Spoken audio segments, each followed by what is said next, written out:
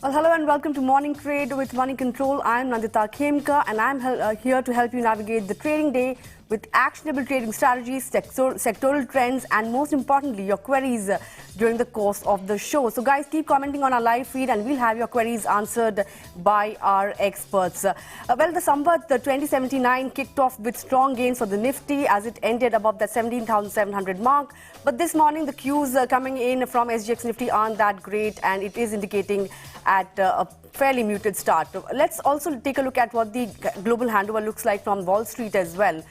On Wall Street, we saw a second straight day of gains ahead of key earnings from Microsoft as well as Alphabet. Meanwhile, Asian markets trade higher with the exception of China, while the SGX Nifty, as I said, is hinting at a lower start for the Indian markets.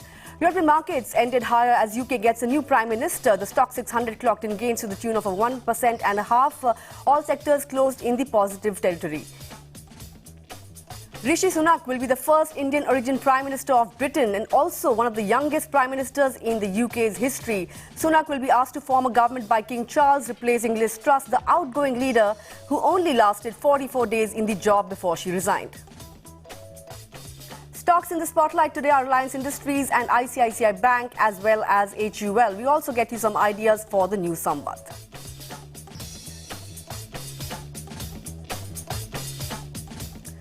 Well, we are now joined in by CA Rudramurthy to take us through the technicals, how the market setup is looking like for the day, as well as he will be answering all your queries that you keep sending in on our live feed. Good morning, CA Rudramurthy. How are you doing this morning? Wish you a very happy Diwali. Thank you so much. Thank you so much, Nandita, for having me in your show. Happy Deepavali to all our viewers here and to the entire team of Money Control. You have been doing a fabulous job and really it is a proud moment for me to be part of this regime and this entire team helping a lot of investors and traders to just get the right views on market and make them grow their wealth. Happy, healthy, wealthy and a very fabulous, prosperous Diwali once again to everyone. Thank you. Right, Mr. Rudramurthy, I want to ask you, Samvat 2079 started off with a bang. We saw Nifty ending above that 17,700 mark. Sensex clocking in a rally of over 500 points. Going forward, SGX Nifty this morning not looking that great, but do you expect Indian markets to open or to carry on with gains and ignore the global cues that it has been somewhat doing in the last few days? Nandita, one has to clearly understand we are definitely outperforming. For a medium to longer time frame, I am bullish on India. And if you see, fundamentally also look at the growth story. India, even in spite of everything happening around us in the global environment, we are still growing over 7%. Look at America, 1.25 to 1.5% growth is still tougher for them with an inflation of 8.4%. Look at China. Even a growth of 2 to 2.5% is very tough for China. And you can see China's real estate problems. You can also see COVID impact there and lot more for China to handle. And still they're unable to clock a 2.25 to 2.5% growth rate. And India is just doing fabulous. But one has to understand we are in a global environment and India cannot be separated. No doubt for medium to longer time frame, we will outperform and I'm very, very bullish on India's story. However, for very short term, if you look at year to year or even this last Deepavali to this Deepavali, we have index returns which are just flat.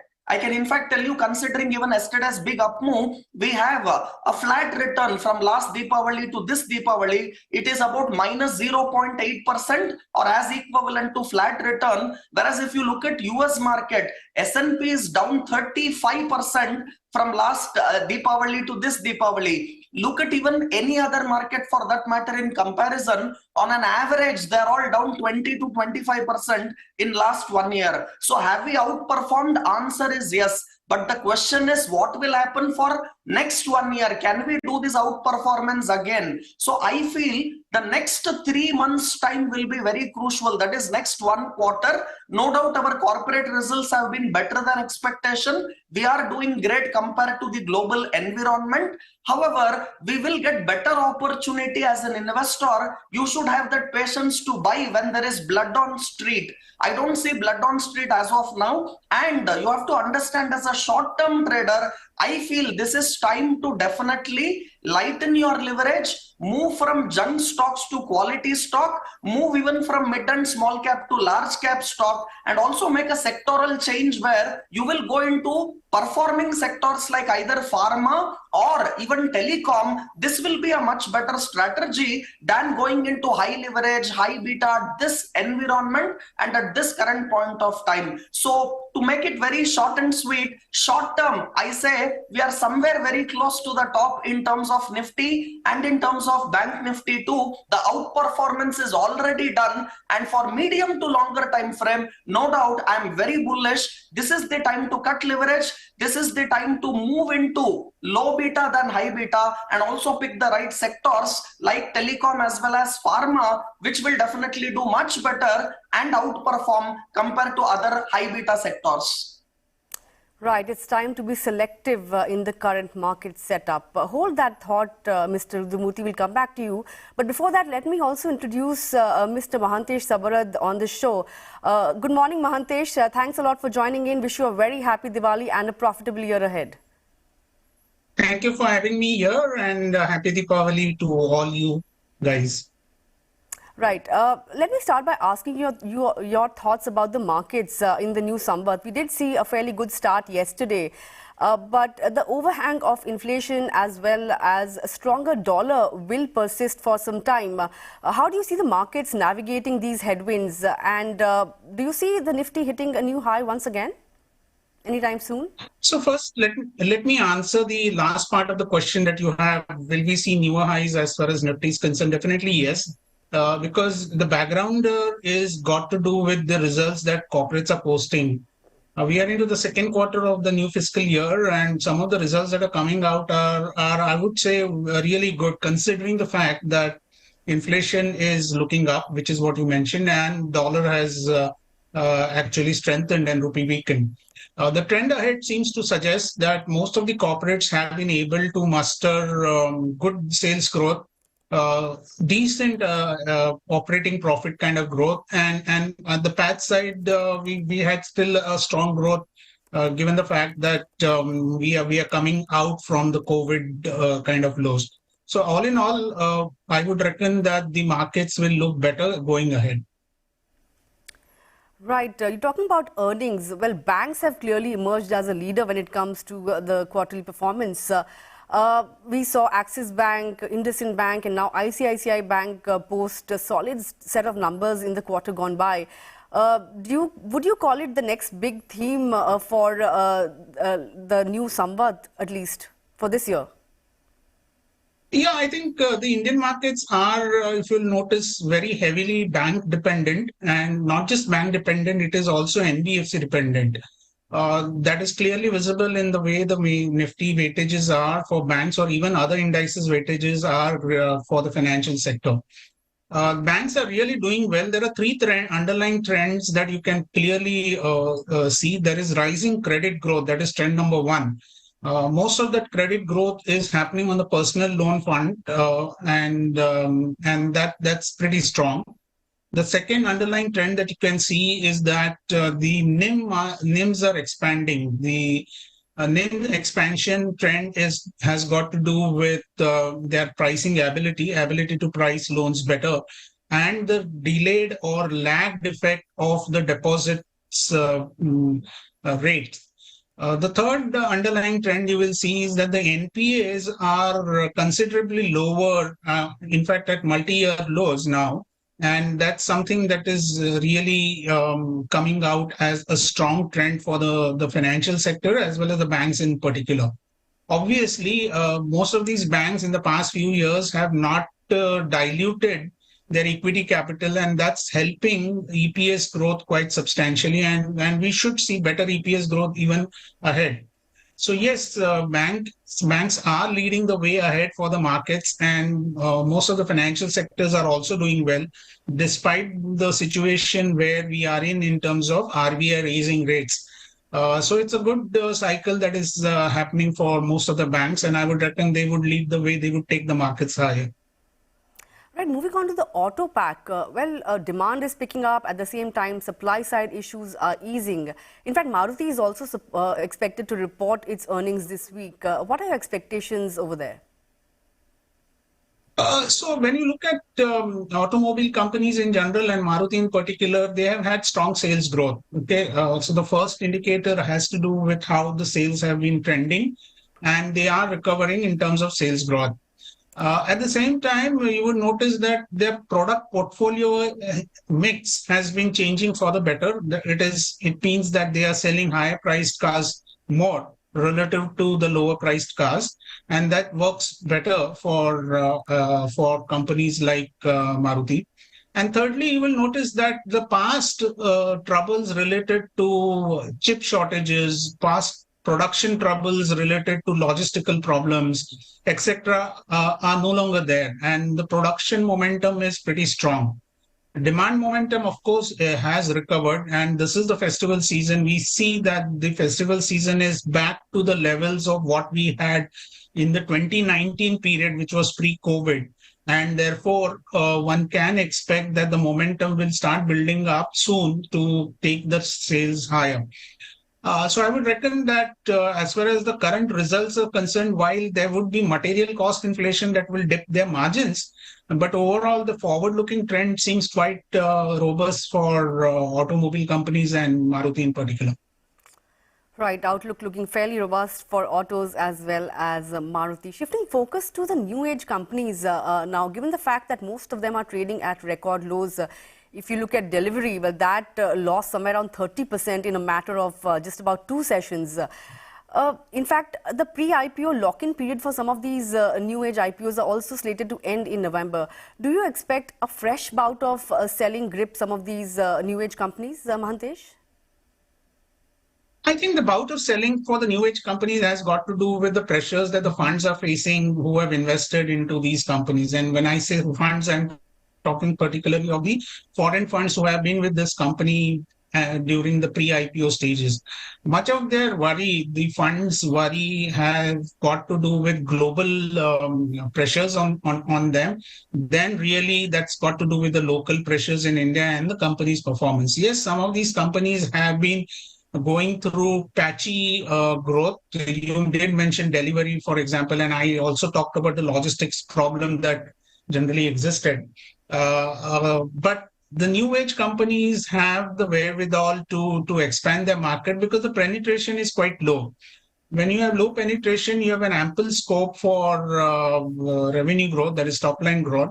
But you may have hiccups in terms of how the delivery happens, given that the costs are also ramping ahead, costs are going pretty high. And then you have this fund pressure or selling pressure, as I would call, onto the stocks. So it's going to be a relatively difficult year for them going into the next calendar year. And I would remain a little bit cautious about these new age companies, particularly on the tech side. Right, caution is the word when it comes to these new age companies. Mantesh, what, according to you, is that one sector that may outperform in this new Samvat? I think that theme is well understood now. The chemical sector in India has been buzzing for quite a few years, and it has matured enough and attracted a lot of investments across the globe. So the chemical sector is a space that's going to do really well in the Samvat year, a new Samvat year. But at the same time, you should remember that the chemical sector is relatively a very small portion of the overall market. So from an emerging leader, emerging sector point of view, I would still bet chemicals will do better. But as we mentioned earlier in this conversation, that banks and financial sectors are bound to do well. They are a large part of the Indian markets, and it is relatively easier to hunt stocks in the financial sector than, let's say, in the chemical sector. So these are two sectors I would really bet upon when we go forward into the new year. Any stock that you feel has the potential to turn into a multi-bagger in the near future? Sorry, can you repeat the question? I said, any stock that you feel has the potential to turn into a multi-bagger in the near future? I think we should look at some of the under-owned NBFCs that can potentially become multi-baggers going forward. Simply because and the ones within the financial space, which are typically fintech kind of companies who have been kind of beaten down. So I would reckon that they have that classic properties of what multi-baggers are, wherein top line there is a strong top line growth possibility. There is new tech that is emerging in and as far as margins are concerned, there is little cost pressure or cost efficiencies are actually improving. So these are the spaces.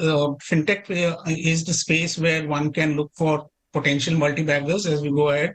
And in the chemical space, there are chemicals related to general industry infrastructure kind of chemicals and not really the pharma side chemicals where you can find good potential for growth.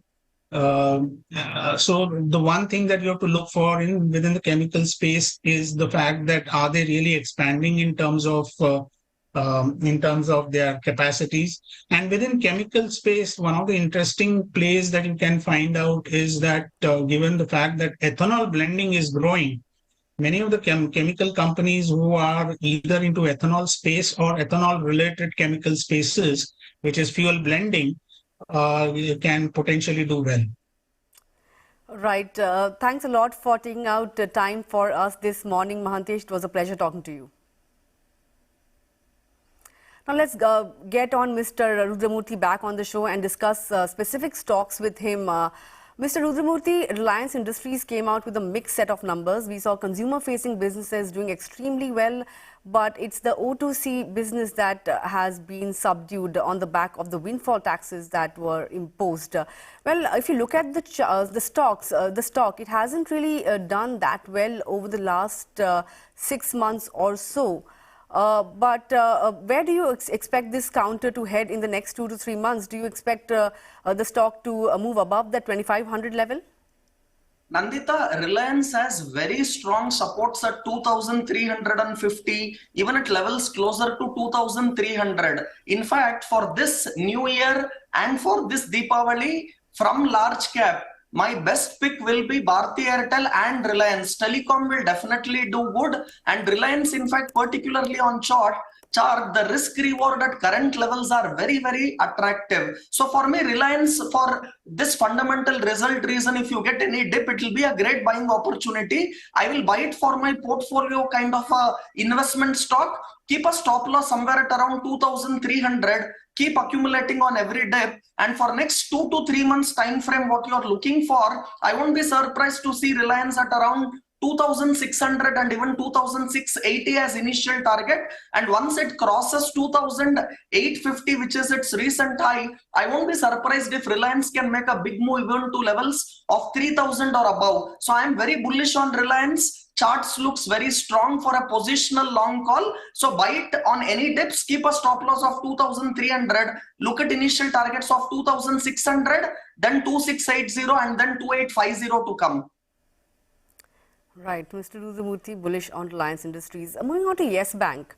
Well, banks in general have reported a fairly strong set of numbers for the second quarter, but Yes Bank has reported an over 30% decline in its profit in the wake of higher provisions. If you look at the chart, it has done fairly well over the last 6 months, giving somewhere around 15% returns or so. But given the recent performance, do you expect some downside on the counter going forward? Nandita, simple answer, say no to Yes Bank. And let me tell you, these are wealth destroyers. we are looking at 15% return from Yes Bank for last, let us say, 3-4 months and a short-term up move. But we have forgotten this stock from levels of around 450 plus has come to levels closer to whatever it is, 10 rupee, 12 rupee, and it has destroyed 95% plus of wealth. And having moved from a very small base of whatever 10-12 rupees to current level, and we see this 15-20% kind of an up move, and we want to get interested in this, I am definitely not for it. So simple answer, say no to Yes Bank. And when you have good banks like ICICI, Axis Bank, HDFC Bank, Kotak Bank, even from PSU, when you have banks like Canara Bank and SBI, why you want to go to Yes Bank unless you want to destroy your wealth? Okay, clear answer from Mr. Rudramurthy, say no to Yes Bank. Moving on to KC International, well, that has bagged new orders to the tune of 2,000 crore rupees across businesses. In fact, for the current year, the order inflows now stand at somewhere around 10,500 crore rupees.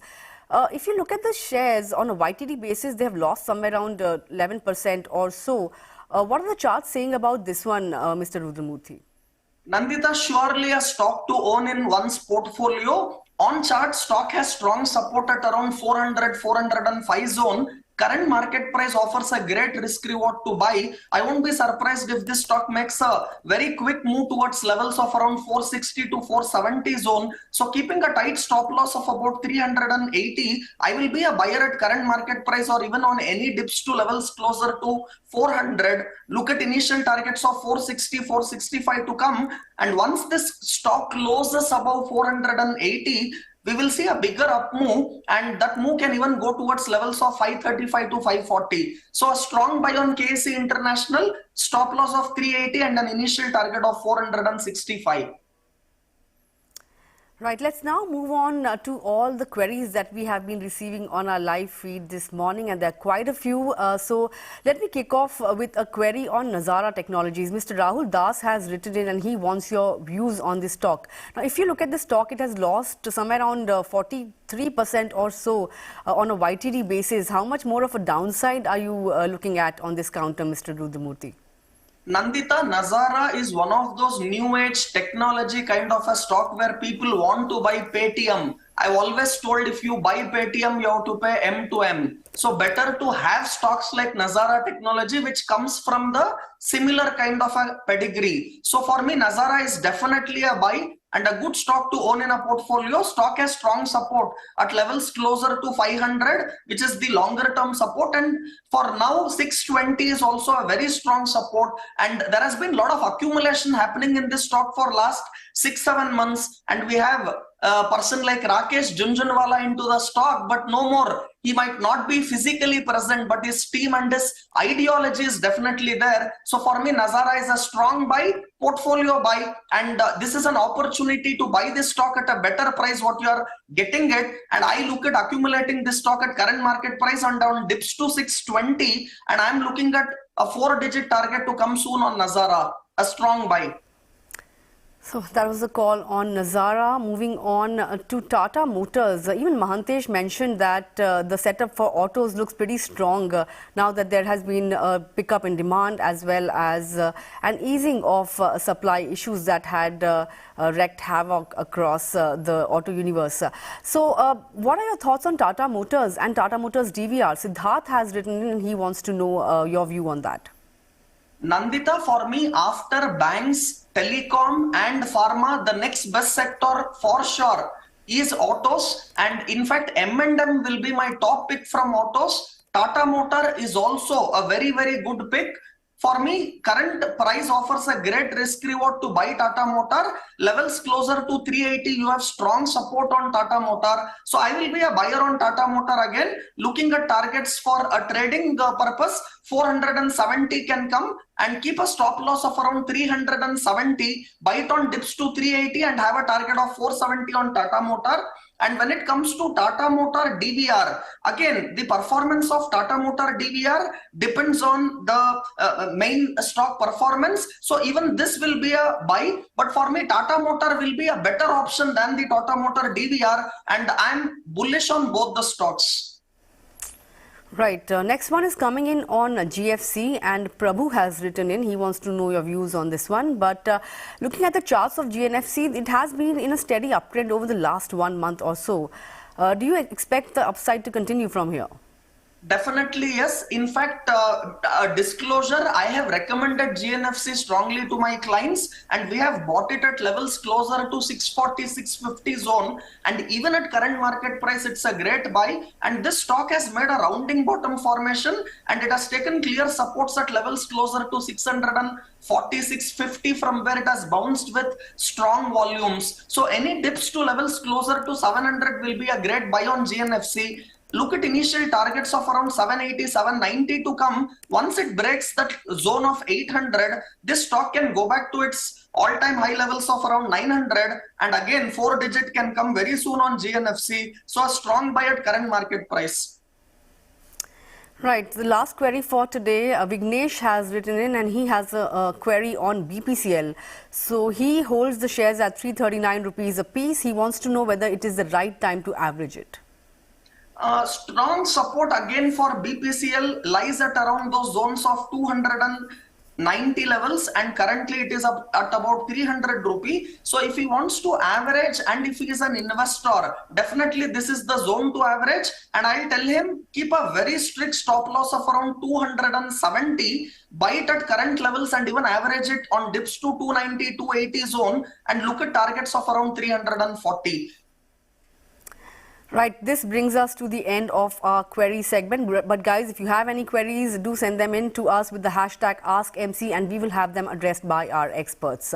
But before I let you go, Mr. Rudramurthy, leave us with 2 of your stock picks that you're recommending for our viewers. Nandita, let me make it very clear. Next 3 months, you will get a short-term good opportunity to buy. So be very careful, have lower leverage as a trader, and move into low beta, and be very stock specific, and sector choosing is very important. So keeping this in mind, my medium to longer time frame is definitely very bullish on India. I'm recommending 2 stocks for investment. One is BHEL. This stock has made clear bottom formation at levels of 55 to 60, from where it has taken multiple supports and it has bounced back. I'm looking at target of 90 rupees on BHEL with a stop loss of 55, a must-have stock in your portfolio from this Diwali to next Diwali. Another great stock for me, fundamentally very strong. Last 2 quarter results have been fabulous. That is Delta Corp. And in fact, some fund selling and some big selling on Delta Corp is already over. And this stock has taken multiple supports between 180 to 200 zone. And in fact, I have strongly recommended Delta Corp for a portfolio. I'm looking at initial targets of 280 to 300 with a stop loss of 190. One can go long on Delta Corp. So be careful for the next 3 months for a good opportunity to buy. Stay cautiously bullish but not bearish on India for any time frame. And for the medium to longer time frame, I'm very bullish on India story. Be very stock specific, select the right stocks and right sector. Definitely India will outperform. And my very happy, healthy, wealthy and prosperous Diwali wishes once again to the entire team of Money Control and to our viewers. Thank you so much. Well, thanks a lot for your wishes, and wish you the same, Mr. Rudramurthy. Thanks a lot for joining us this morning. Well, with that, we've come to the end of this edition of Morning Trade. But don't go anywhere, because coming up next is Markets with Santu and CJ. Stay tuned.